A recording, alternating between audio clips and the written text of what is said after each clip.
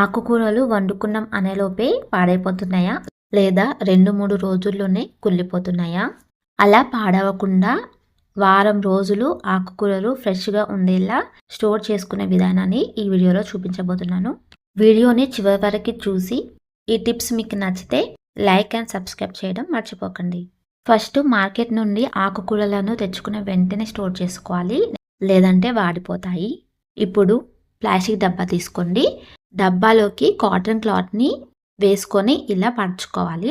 ఇలా కాటన్ క్లాత్ని వేసుకున్న తర్వాత కాటన్ క్లాత్ పైన ఇప్పుడు మనము చినుముకున్న ఆకులని లీవ్స్ని సపరేట్ చేసుకొని ఈ విధంగా ఒక్క ఆకు కూడా మిగిలించకుండా నీట్గా క్లీన్గా ఆకులని సపరేట్ చేసుకోవాలి. ఇలా సపరేట్ చేసుకున్న తర్వాత అందులోకి వేసుకొని ఇలా మొత్తం ఆకు మొత్తం సపరేట్ చేసుకొని ఈ విధంగా ఫిల్ చేసుకొని కవర్ చేసుకోవాలి. కాటన్ క్లాత్తో ఇలా కవర్ చేసుకొని క్యాప్ పెట్టేసుకోండి.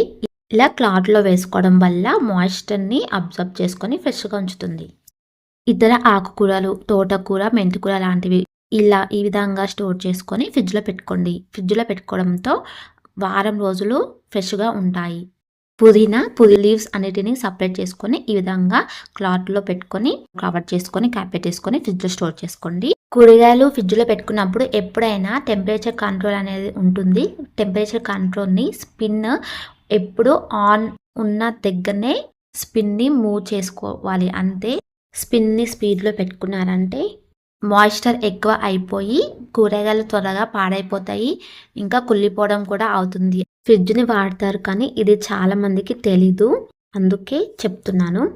తెలిసిన వాళ్ళు అయితే ఓకే, సమ్మర్లో అయితే కొంచెం స్పీడ్ చేసుకోవచ్చు. చలికాలం ఇంకా వానాకాలంలో అయితే టెంపరేచర్ నార్మల్ టెంపరేచర్లో పెట్టుకోవాలి. కొత్తిమీర కాడలు రూట్స్ కట్ చేసుకొని ఇలా కొత్తిమీర లీవ్స్ మాత్రం తీసుకొని క్లాత్లో పెట్టుకొని ఇలా ముడి వేసుకోవాలి. 2 సైడ్ల ముడి వేసుకొని కవర్ చేసుకోవాలి. ఇలా కవర్ చేసుకున్నా కానీ సరిపోతుంది. ఒకవేళ ప్లాస్టిక్ డబ్బా లేకపోతే ఈ విధంగా కూడా చేసుకోవచ్చు. ఇలా ప్లేట్లో పెట్టుకొని పెట్టేసుకుంటే సరిపోతుంది.